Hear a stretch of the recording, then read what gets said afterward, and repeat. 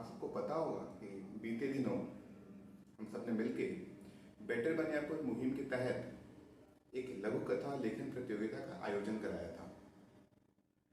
इस लघु कथा लेखन प्रतियोगिता का जो टॉपिक था, जो विषय था, वो ये था कि आपको अपने पंचायत के किसी एक ऐसे प्रसिद्ध इंसान के ऊपर लघु कथा लिखनी थी जिन्होंने अपने कार्य कुशलता से अपने पंचायत, अपने जिला, अपने गांव या फिर अपने देश का नाम रोशन किया हो, है ना।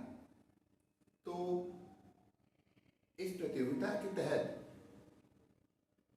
अपनी लेख जमा करने की आखिरी तारीख 15 सितंबर 2023 थी। हमने खूब प्रचार किया, अलग अलग अध्यापकों के पास गए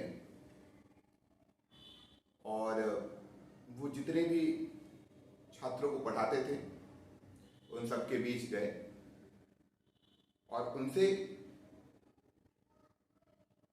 विषय के तहत लघु कथा लिखने का अनुरोध किया।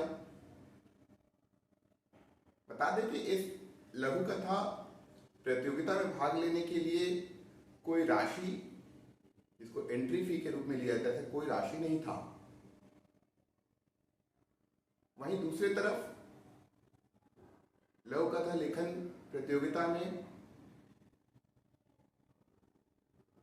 प्रथम आने वाले छात्र के लिए 10,000 का, द्वितीय स्थान पर रहने वाले छात्र के लिए 7,000 का और तृतीय स्थान पर रहने वाले छात्र के लिए 5,000 रुपए का इनाम पुरस्कार रखा गया था। कहते हुए थोड़ा दुख भी है कि करीबन 50 से भी अध्यापकों, कोचिंग इंस्टीट्यूट के टीचर्स से मिलने के बाद, अलग अलग सोशल मीडिया प्लेटफॉर्म से एडवर्टाइज कराने के बाद भी हमारे पास कुल सिर्फ 8 लेख जमा हुए। ये 8 लेख तब होते हैं जब इसमें हम उन 2 लेखों को पकड़ते हैं जो 15 तारीख के बाद जमा हुए। तो करीबन हम 2,000 से 3,000 छात्रों के बीच में गए होंगे। कौन से छात्र? 11 और 12 के छात्र, क्योंकि पात्रता मापदंड जो था, एलिजिबिलिटी क्राइटेरिया वही था कि 11 और 12 के स्टूडेंट से लिखें, क्योंकि उससे यंग स्टूडेंट्स जो हैं शायद वो इतनी मैच्योरिटी ना पाए हों कि इस विषय पे लघु कथा लिख पाए। खैर, ये तो एक बात रही। इस वीडियो के पीछे कुछ और भी कारण है। जब हमने ये प्रतियोगिता अनाउंस की और तब जब इंक्वायरी शुरू हुई तो उसमें एक जो इंक्वायरी थी बहुत कॉमन,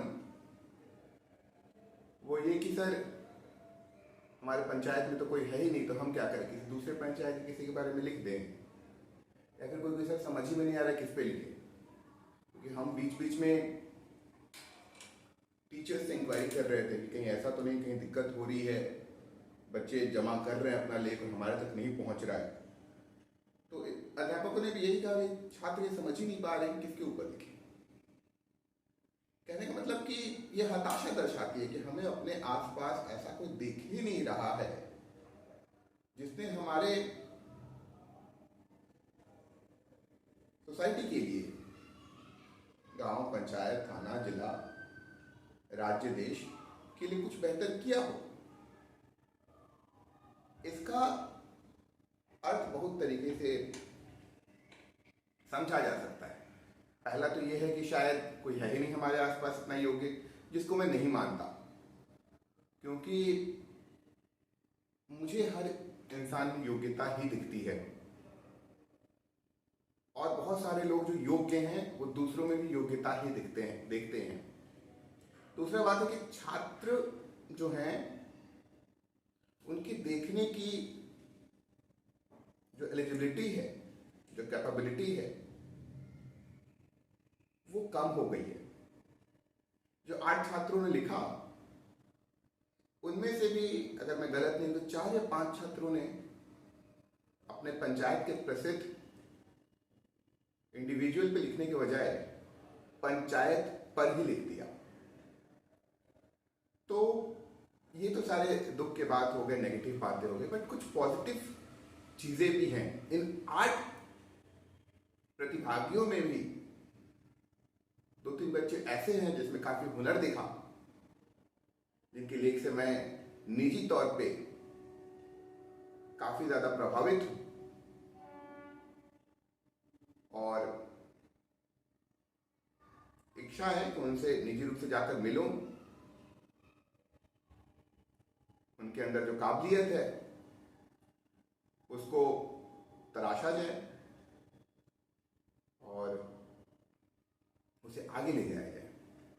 देखिए, बहुत सारी दिक्कतें हैं, तो दिक्कतों के बारे में बात करके पूरा समय निकाला जा सकता है, 1 घंटा 2 घंटा, पर हमें ये देखना है कि हमें 8 छात्र ऐसे मिले तो जिन्होंने लिखने का प्रयास किया।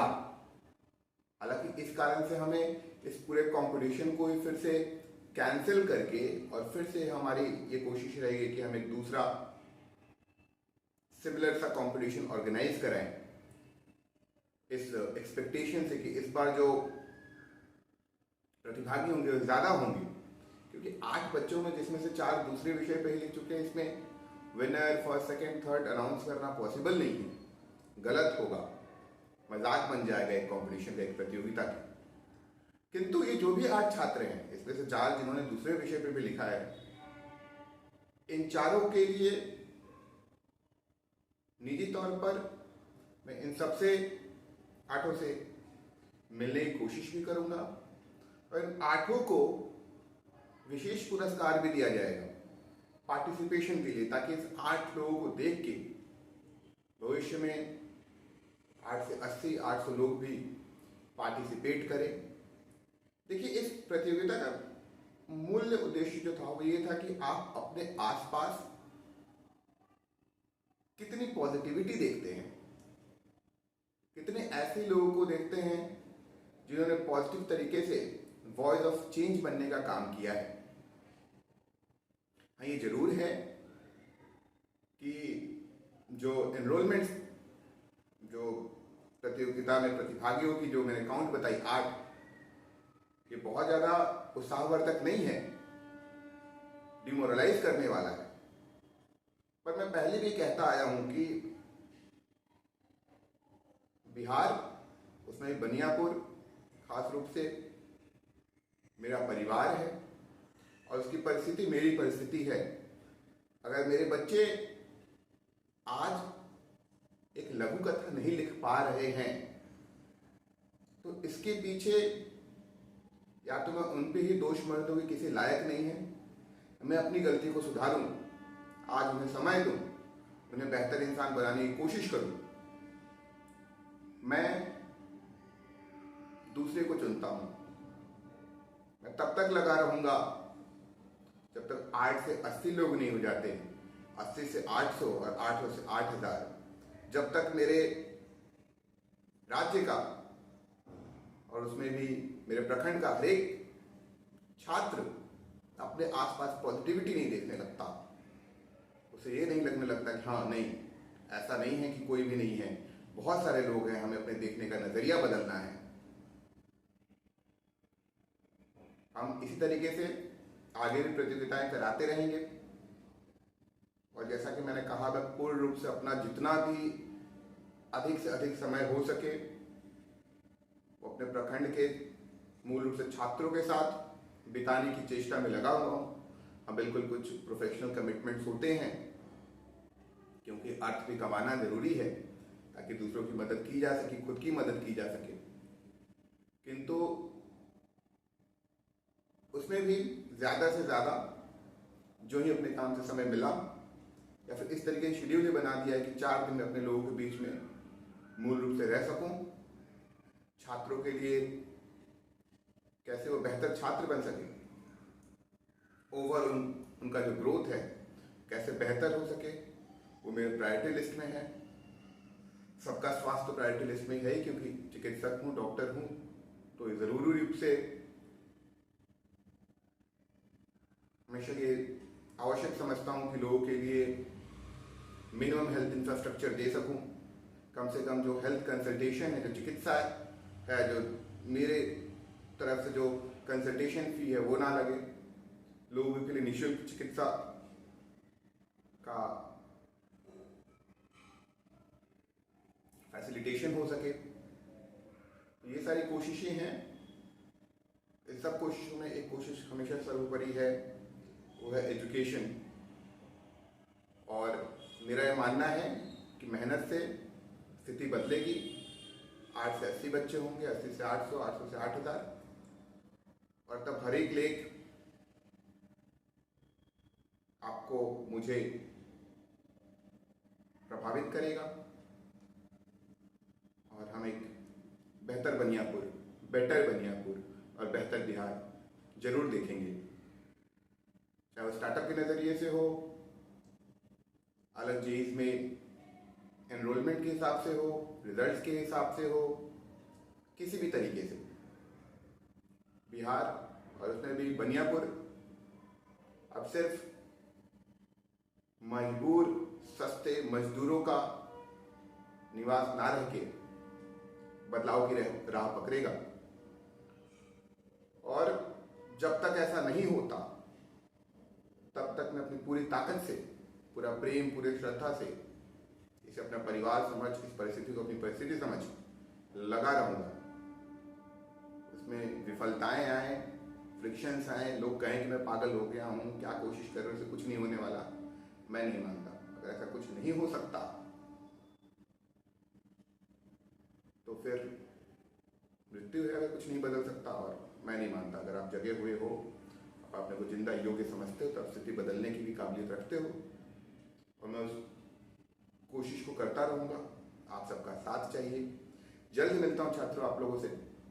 कोशिश करूँगा अगले एक सप्ताह, मान लीजिए जब ये रिकॉर्डिंग हो रही है तब 22 तारीख है, 2 अक्टूबर के पहले आप सभी से निजी रूप से मिलूँगा, आपके साथ खूब सारी बातें करेंगे और आपके प्रॉब्लम्स को सुनेंगे, अपने सोल्यूशन देंगे, डिस्कशंस करेंगे। ठीक है, आप भी मुझे बताना कैसी चीज़ें बेहतर हो सकती हैं। Together will work it out, together will make a better Baniyapur. Thank you, love you all.